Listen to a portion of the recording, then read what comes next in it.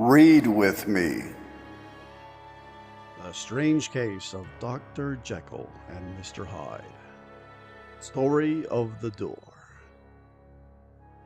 Mr. Utterson, the lawyer, was a man of a rugged countenance that was never lighted by a smile. Cold, scanty, and embarrassed in discourse, backward in sentiment, lean, long, dusty, dreary, and yet somehow lovable.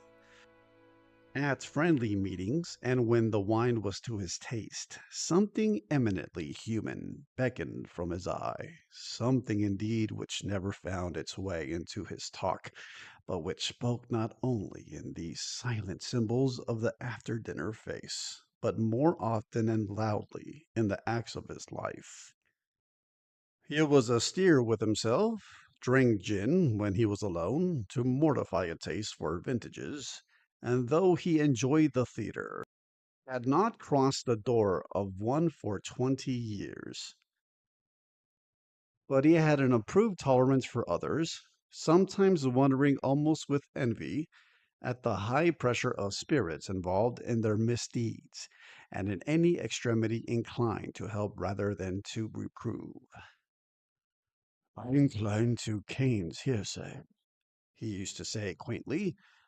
I let my brother go to the devil in his own way. In this character, it was frequently his fortune to be the last reputable acquaintance and the last good influence in the lives of down-going men.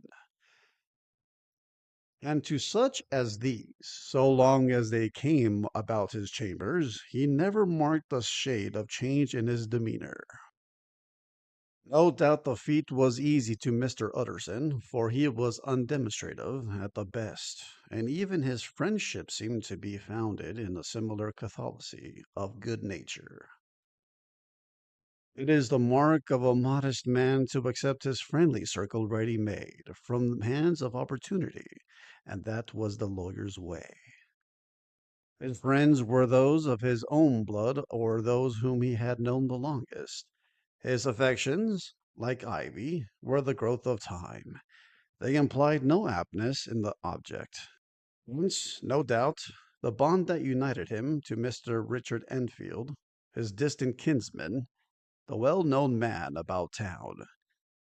It was a nut to crack for many, what these two could see in each other, or what subject they could find in common. Like and subscribe.